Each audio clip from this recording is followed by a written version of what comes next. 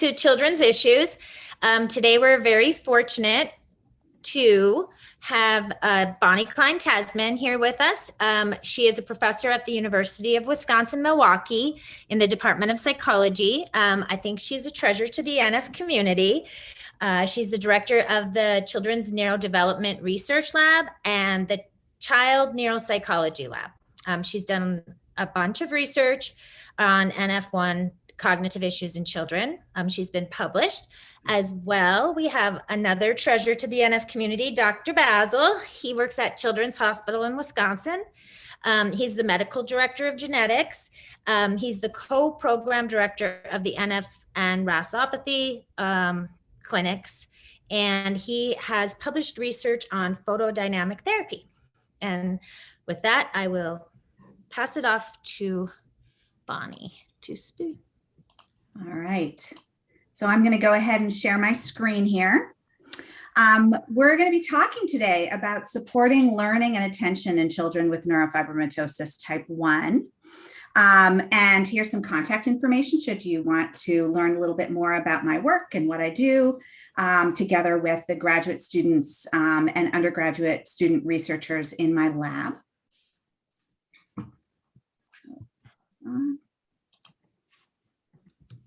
All right, so in this talk, you are going to hear about what we know about attention and learning for children with neurofibromatosis and recommendations for ways to support your child's attention and learning. And the first thing I really want to emphasize is that every child is unique. Every child, regardless of whether they have neurofibromatosis, has a different learning style and pace.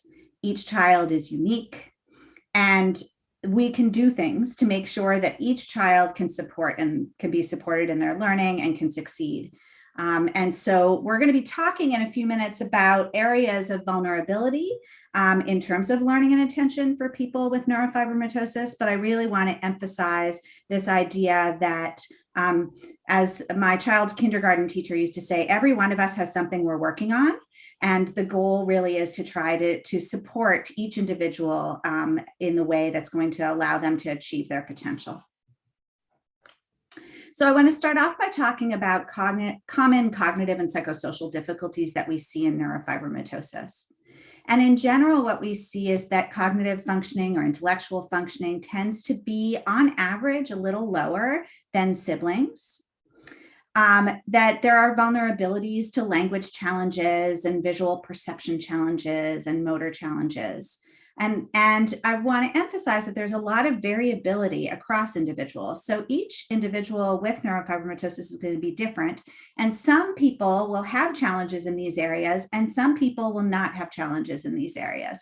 And so it is important to be thinking about what's going on with your particular child.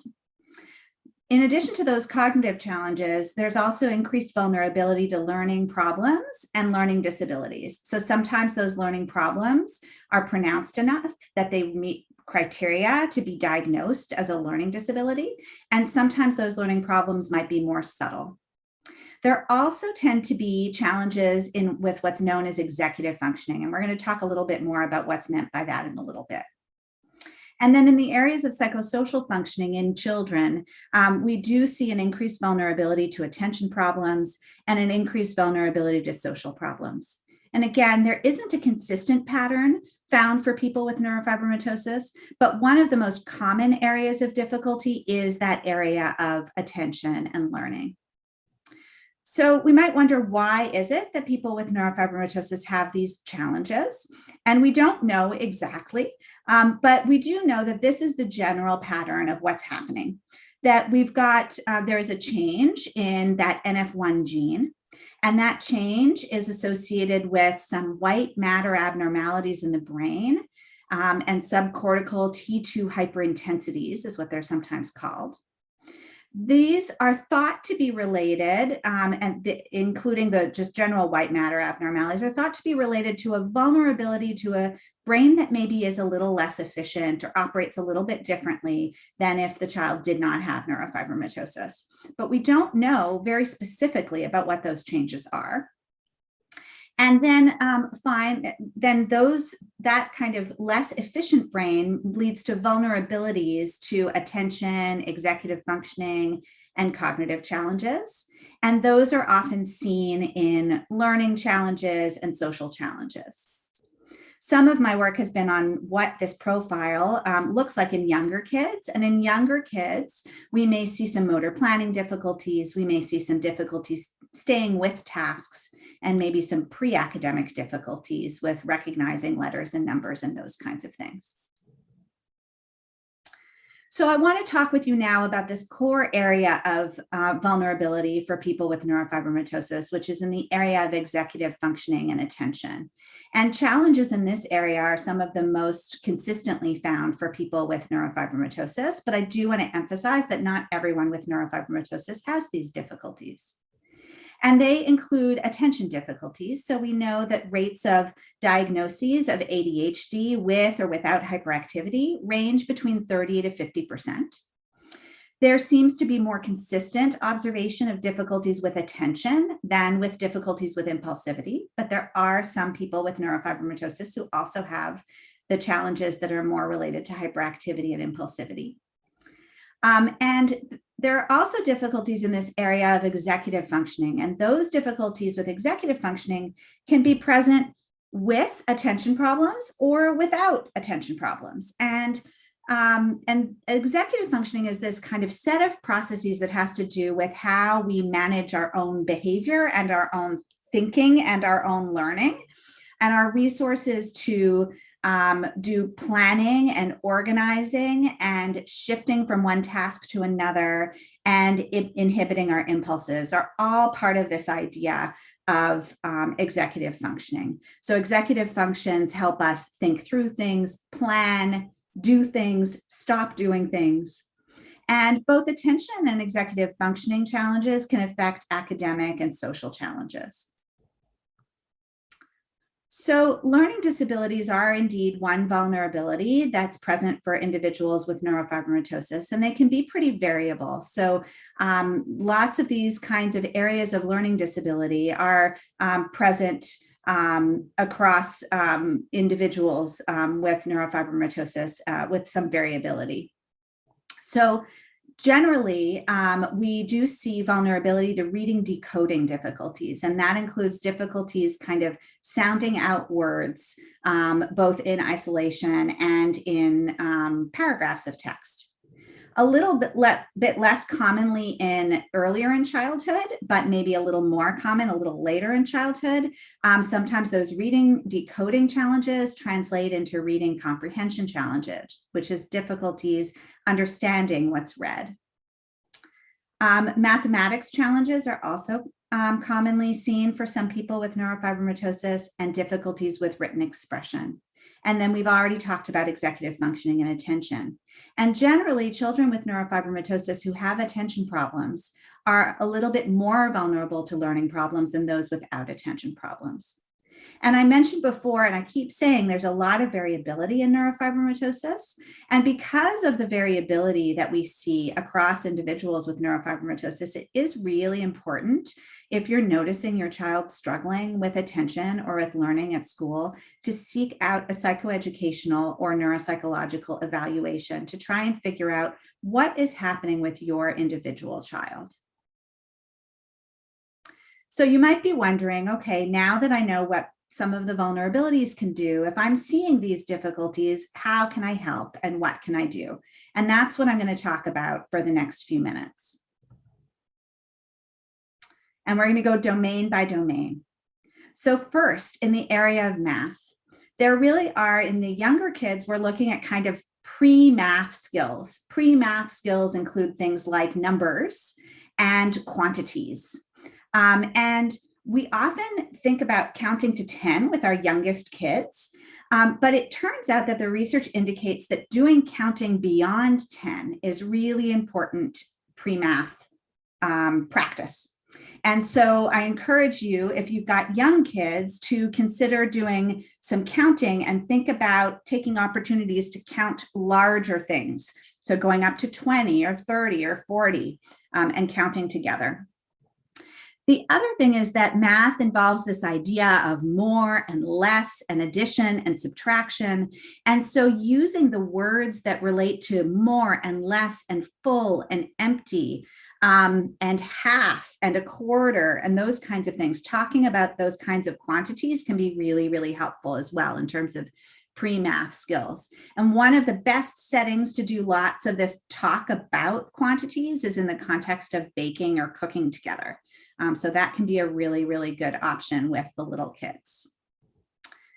For mathematics more broadly, there really are two kinds of mathematics tasks that kids are doing. One is math calculations that involves like a sheet of math problems that are addition or subtraction or multiplication or division. And the other is math problem solving, which usually has more to do with word problems. And your approaches to these different tasks might be a little bit different. Sometimes if your child is struggling with math, it can be helpful if they've got a sheet that's like a whole long sheet that includes the same kind of problem over and over again, to just ask your child to complete half of that sheet at a time or a quarter of that sheet at a time, so that it's a little less overwhelming, so that they can complete the task in a little less time. That can be really helpful just to cut things down a little bit in terms of the amount of time it takes to do the math task. It can also be helpful to develop strategy cards for more complex math tasks. So to say, you know, the first step is to look at the numbers on the top and the bottom. And the next step is to look at the sign. Is it an addition or a subtraction? And to literally have a cue card that says, these are the steps you're going to go through in order to complete the task. And to start off with that support. And then over time, as they're getting more routinized in using those cue cards to tell them how to go about doing that task, then you can go ahead and say, let's try turning the cue card over for a bit and see if you can remember the steps without the cue card present, so that you build some independence. Specially lined paper can be really, really helpful. And then if your child is having trouble with the concepts of addition and subtraction and multiplication, focus on real world contexts using what they call manipulatives in order to learn those mathematics tasks can be really helpful. And there are tons and tons and tons of online resources for manipulatives that are more virtual in nature that still help get at those conceptual underpinnings of those math tasks. So that's math. Now let's talk about reading. And again, I'm going to talk about pre-reading, so the tasks that kids are doing before they're actually reading, and then reading, decoding, and reading comprehension. So in the area of pre-reading, so with the little kids, you want to be reading to your child and reading to them even if you think that they are not able to read along, so that they get used to the idea that books have words and what kinds of rhythms there are to books, and that they have beginnings and middles and ends.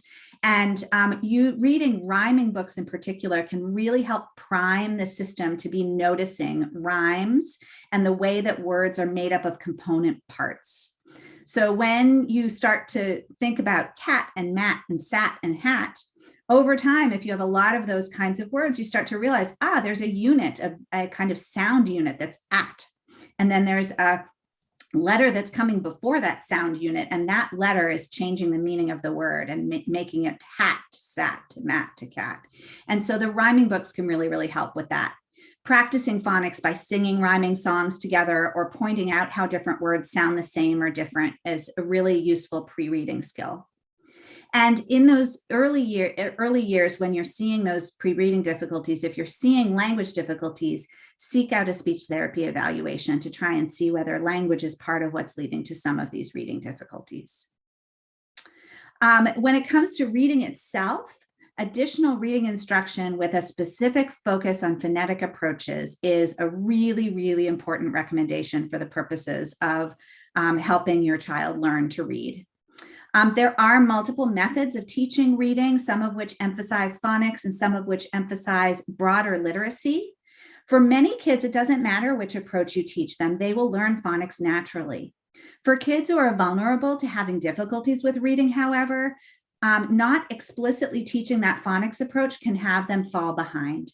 And so you want to make sure that if your child is having any challenges with reading, that you're talking with school about using almost exclusively a phonetics approach for a while, so that you can really encourage and reinforce that those phonics skills and reliance on those phonics skills in order to learn to read. It can sometimes actually be a little easier to learn individual words using what are called whole word methods. And so in the short term, that can be really reinforcing to both kids and to teachers as the kids accumulate more words as objects. But that being easy may lead kids to rely on those whole word approaches and make it harder for them to learn to read new words. And so it's really, really important that they have a solid foundation in phonetics before there's much emphasis on that whole word approach for kids who have vulnerability to reading challenges. Another piece is vocabulary enhancement. The more words your child is exposed to, the easier it's going to be to read them. Sometimes kids who have reading difficulties are going to end up being given easy texts to read in order to practice their decoding skills. And that's going to mean they're going to have exposure to less complex vocabulary. And exposure to that complex vocabulary actually helps you read it. If you're trying to decode a word that you know, it's going to be easier to decode that word than if you don't know it. And so it really is important to continue to expose your child to more complex language, more consistent with their grade level, even if their reading abilities are behind grade level and they're needing to practice decoding skills at a more elementary level. And so in order to do that, one of the ways you can do that is by having kids listen to books on tape that are beyond their reading level while they follow along with the text. And that allows them to get greater exposure to more complex vocabulary, even as they're practicing their decoding skills with less complex vocabulary. For reading comprehension, there are lots of different strategies for tackling reading comprehension tasks. There are lists of questions that kids can be taught to ask about the text to help them get at that reading comprehension. And so assistance with development of strategies for tackling reading comprehension tasks can be really helpful. Using highlighters to highlight different parts of sentences and different parts of paragraphs, for example. Oftentimes, extra time for reading relating assignments is helpful. And then I already mentioned books on tape can be helpful. And books on tape can be especially helpful when, for example, your child is in a social studies class where they're needing to read, but that's not the goal of the class, is to learn reading. The goal of the class is to learn social studies. And if your child's reading abilities are behind the level of that textbook, you want them to still be able to access the content. And so books on tape, in order to access that content, can be really helpful for readers who are struggling. Now on to writing a little bit. So I want to talk a little bit about what kinds of supports you can put in place for writing.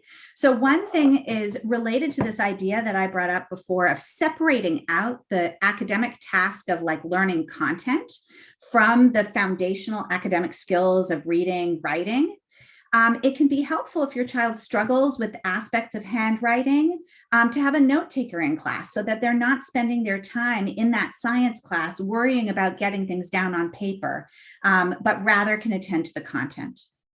Another is to use strategy cards to structure approaches to writing. So there's a picture here of a story mind map that asks questions. What is the story about? Who are the characters? When did it take place? Where did it happen? Why did it happen? And you can use a story mind map for the purposes of reading comprehension, but you can also use a story mind map in order to be producing writing.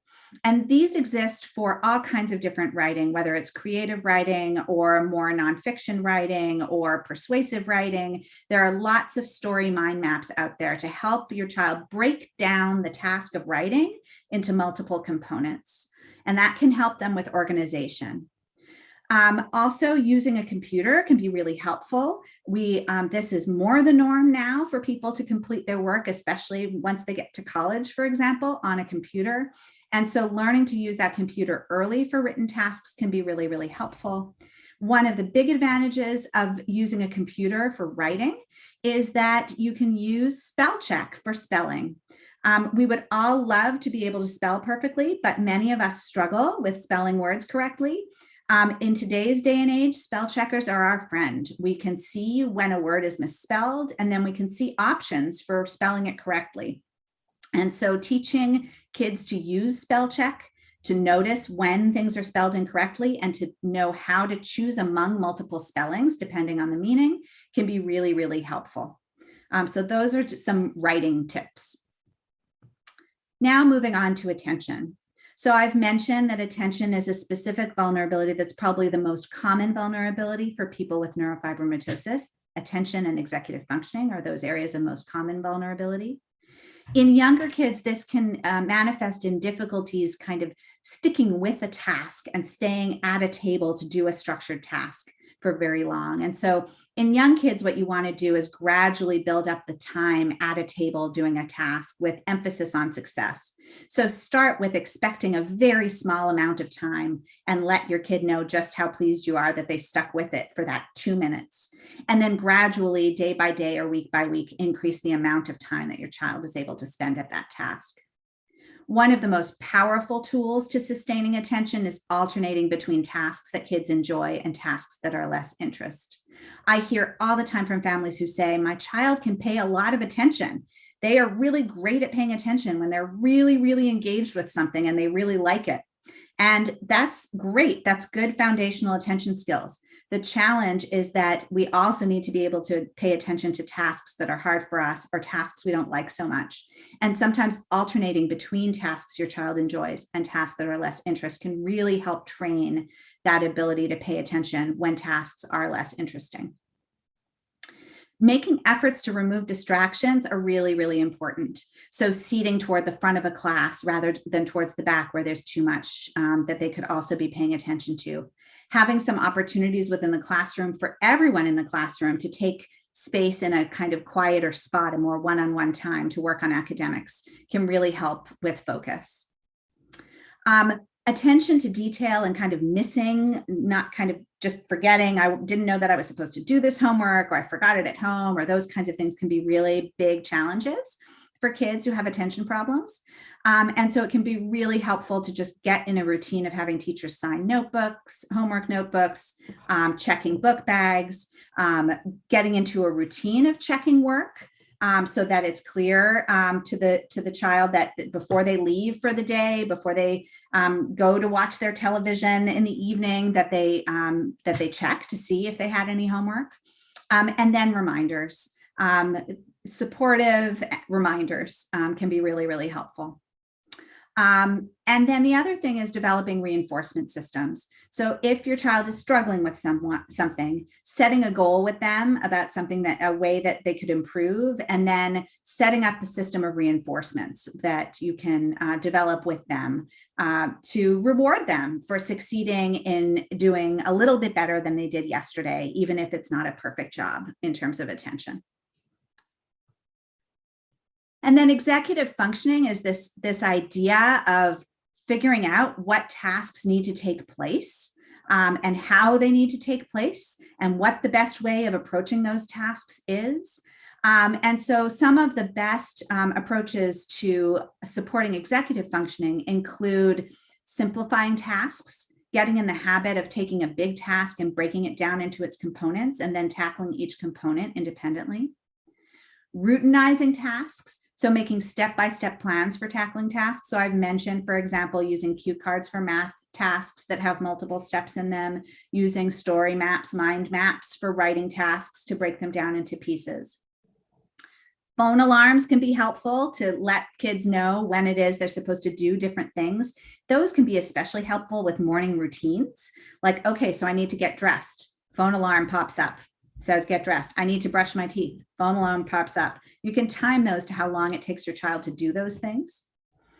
And then structuring time, organizing, using a planner, developing different kinds of organizational schemes. So if you come into your child's room and it's a big, huge mess, thinking about, okay, can I help them by giving them different bins for sorting different things that are going to need to get put away, rather than just saying, okay, it's time to just clean all this up. Saying, okay, the clothes go in here, books go in here, school-related stuff goes in here, and let's get started in that kind of a way. Another thing is that kids will learn from you about how you approach tasks about that organization. And so it can be helpful to talk through how it is that you're doing your organizing in your own environment and in your own life. If you are using a calendar to plan out stuff that's happening for the family, talking through how it is you're using that calendar. If you're trying to figure out how long it's going to take you to get someplace and what time you need to leave, talking through that process of like, okay, so we need to be there at 2 and it takes 15 minutes to get there and usually takes us another 5 to get out the door. And talking through that out loud so that your child sees what's going on in your head as you engage in those kinds of executive functioning tasks. And then I can't put enough of a plug out for Dawson and Guare's work. They have some fantastic books out there that are geared towards teachers and geared towards parents and geared towards teens to work on executive skills. And they've got really, really great resources to help with that. So I encourage you to head in that direction if you are interested in learning more. Language functioning can be a source, an underpinning of some academic difficulties. And so if you are seeing challenges with language, I encourage you to seek out a speech therapy evaluation. And speech therapists can work on lots of things, including articulation, so just kind of clearly saying words, but also including things like vocabulary or broader verbal expression. And then they also can be very helpful with some of the building blocks for reading that are related to phonological awareness. Playing word games, singing songs, phonics activities are things that speech language therapists can also work on with your child. Another area of vulnerability that we sometimes see, particularly in the youngest kids, are motor difficulties, difficulties with handwriting. And I encourage you to seek out an occupational therapy evaluation if you see your child having these kinds of difficulties. Occupational therapists can be really, really helpful to work on setting the stage for learning to write with less frustration. And there's a particular handwriting curriculum known as Handwriting Without Tears that can be really, really helpful to scaffold the development of that handwriting ability. And then the next thing I want to emphasize are some other considerations. So when you're trying to work towards improvements in learning or attention, you want to make sure that you're have reasonable expectations for how much is going to change and when. So you want to set yourself very achievable goals. You want little goals, little steps towards an ultimate bigger goal. And you want to focus on and celebrate successes. And you want to acknowledge that not all strategies are going to work with every child. And there is some trial and error. And so a little bit of patience is needed. I'm also really a big believer in the wealth of assistive technology that exists out there. Assistive technology can be really helpful for lots and lots of people. And it includes those kinds of things like mind maps and things like that, and spell checks and word prediction software, and those kinds of things within our word processing world. But you could consider an assistive technology evaluation if you think that that would be helpful. And looking around for what kinds of things might be able to support reading, writing, or math abilities from that assistive technology world.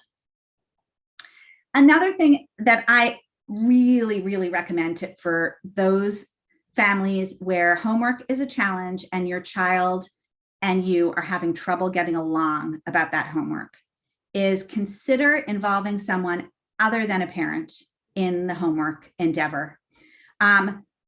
You might think of this as tutoring. It can be tutoring. It can be more formal. It can be less formal. Sometimes having the kid who's 3 years older, your kid really looks up to, come over and work on their homework with them can be really, really motivating and can really help your child stick with tasks that are difficult and get you out of the power struggle about that homework. And I really do think that that can be very, very helpful. It's great for parents to be able to help their kids with their homework, but when it's interfering with your relationship, if it's possible to get some outside help with that, it can be really, really helpful to do that.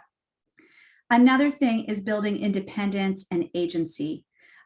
Children need help learning strategies at the beginning, but ultimately we want them to be able to internalize those strategies and use their strategies by themselves. So that should be part of your goal. When you put in new strategies of support and new help and new reminders, you want to be thinking about, how can I pull those back just a little bit? And how can I help my child learn to practice some parts of this on their own? And then finally, collaborate with your child.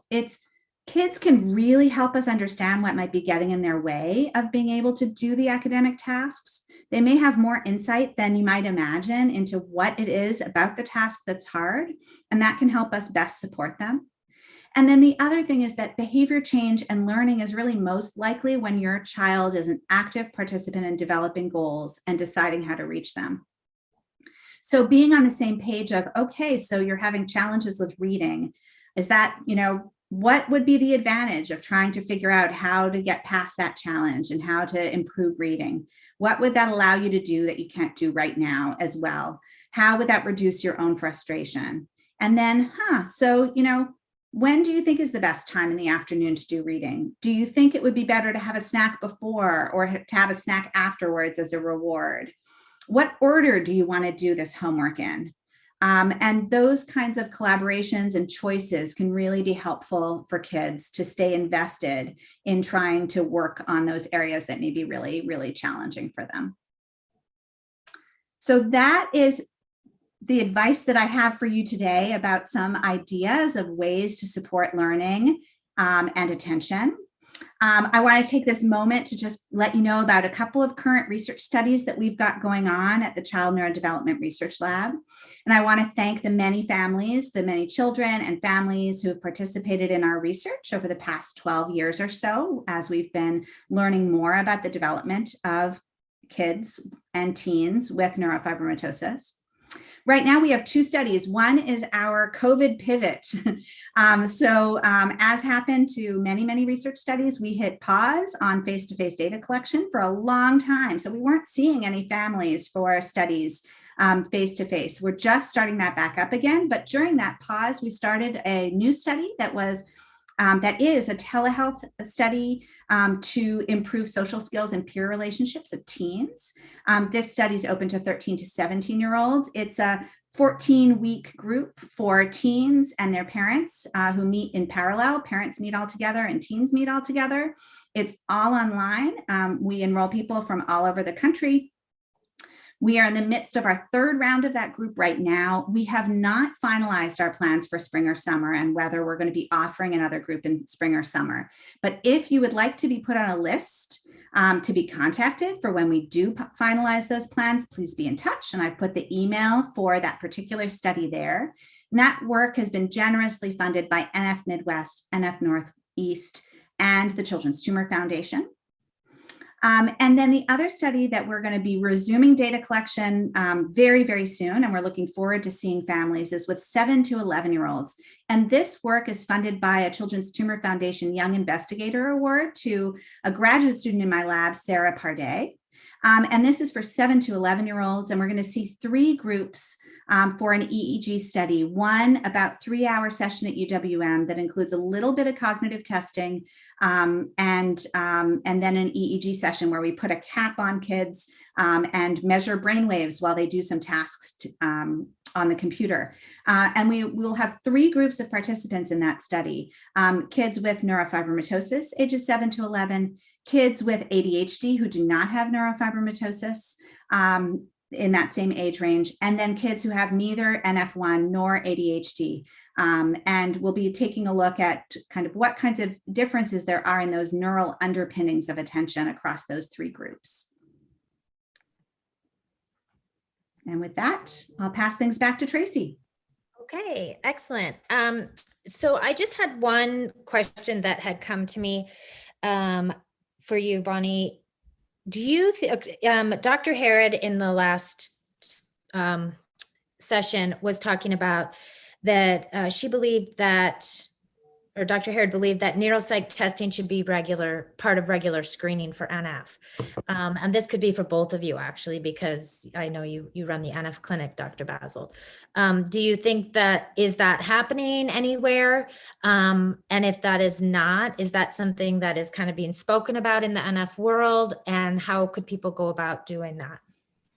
I think that's a really, really good question. I think it is part of more routine care in many NF clinics now.